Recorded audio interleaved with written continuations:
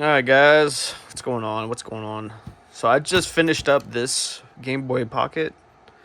Um, I'll include a picture to what exactly I did, but let's see if I can get this in here. So we got the Clean Power Game Boy Pocket.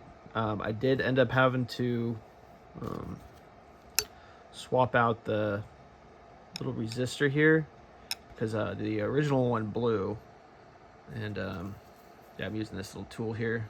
If you guys know, you know, right? Speakers original. Got the USB Type C on here. And the battery pack. Yeah, like I said, I'll show wiring and stuff in there. I originally did the bivert chip on here because I do have another Game Boy coming today, actually. Just a regular gray brick.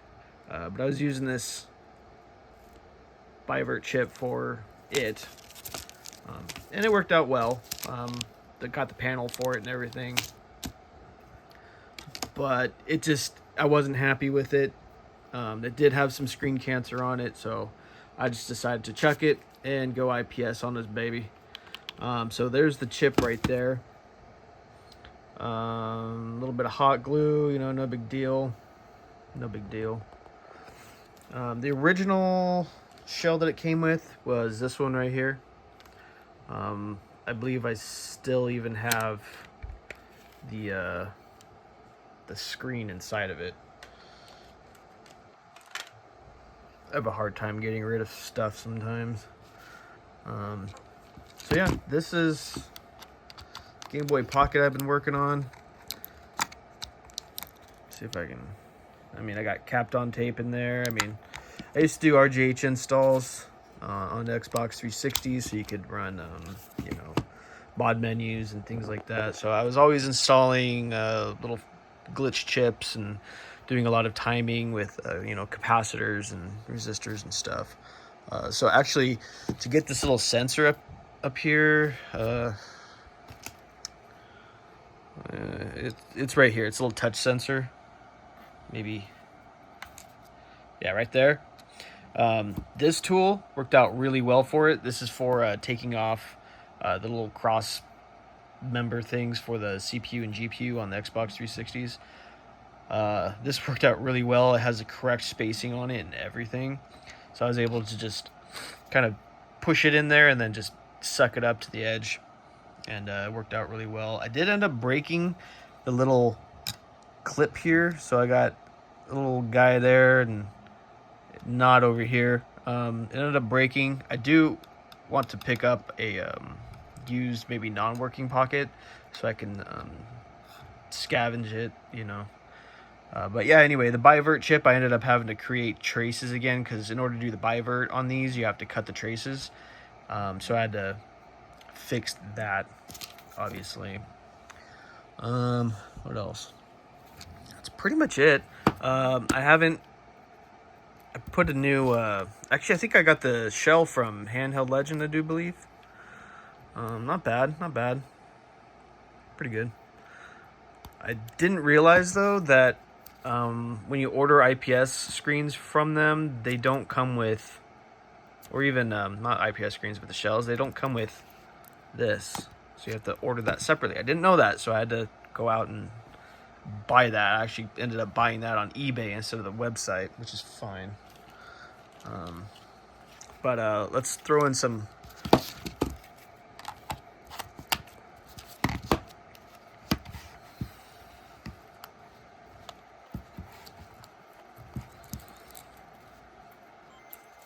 if I can turn this up here.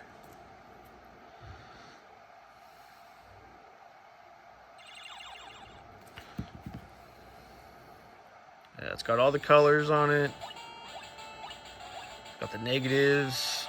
I personally like the either the black and white's really good, or like the old school green. It's got like little tints, and then it has like full on like recolors. It's pretty cool.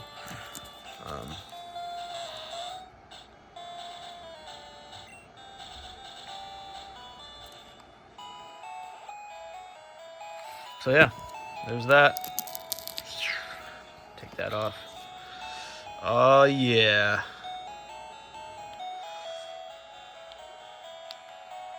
So good. Let's see if so now the brightness on this is, yeah, it's hit or miss. Sometimes it works, sometimes it doesn't. It's fine. Usually it takes a little bit of power cycling for it to turn on and on. So that works. And then the Type C.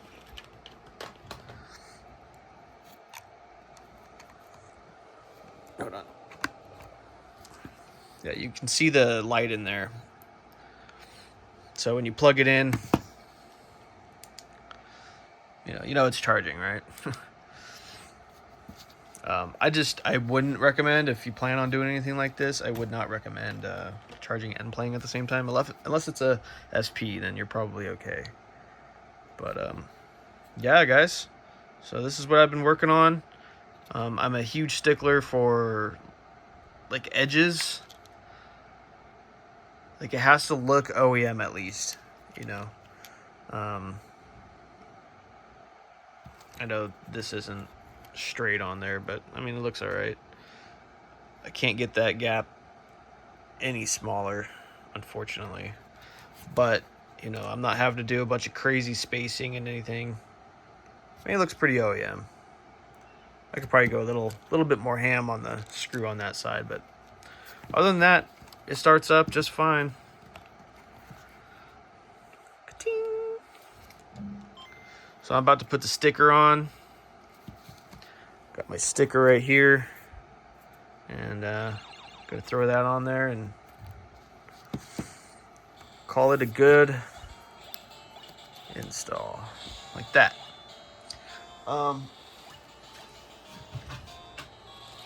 This is my Game Boy Color that I did.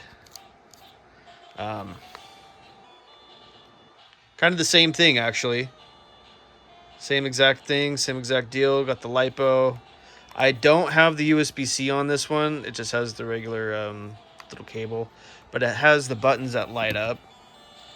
Let's see if I can grab my copy of Crystal here. Which actually ended up replacing all these batteries with 2032s. So, pretty sick. How do I turn this on? Oh, yeah.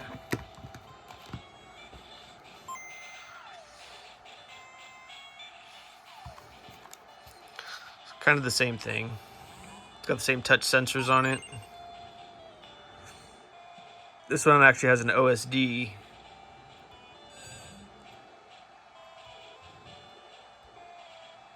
Get rid of it.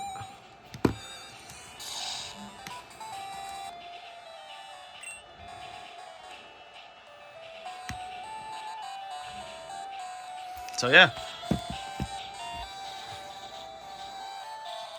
And then of course I got my SP, which is around here somewhere else. Yeah, so since I don't have like a legitimate spot yet to do all of this work, I basically do it on like this little shelf on the floor.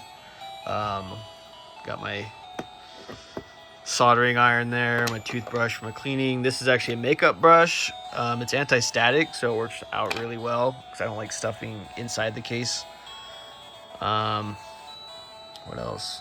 So yeah, so the next thing I'm going to be doing is the DMG, the regular brick one. I'm going to keep it as OEM as possible and just do the backlight. I do need to get, this is a white, it's more of like a blue, right? But I do need to get polarizer, some linear polarizer film for it, because I did end up using it on the Pocket, which I'm not going to salvage. I'm just going to buy a new sheet of plastic for that new polarizer and call it a day. But yeah, I ended up pulling out a bunch of parts from the Game Boy Pocket. So battery contacts and the DC jack. some screws and whatnot.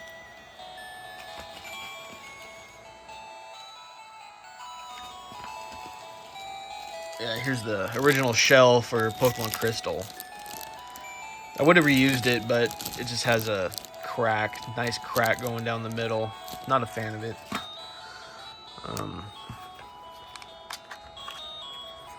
Yeah, here's the Crystal one. The only thing that makes this kind of sus is the fact that it has a notch right here. But worked out real well. Like I said, I replaced the battery and cleaned every contact. And just waiting on some stickers to come in. And that'll be done. And I didn't realize, but until I started looking, but they don't have...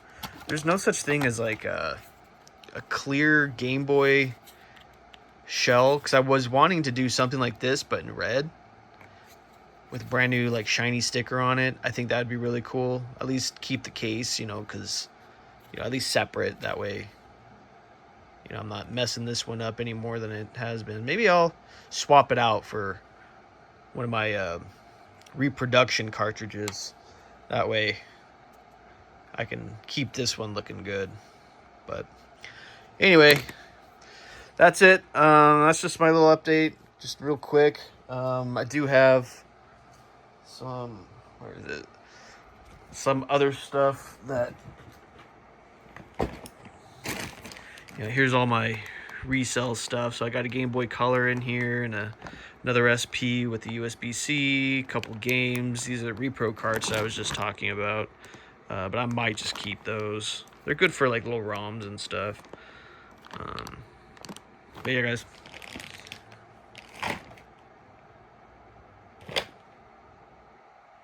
Yeah, if you guys want to see anything more like this, or my processes or whatever,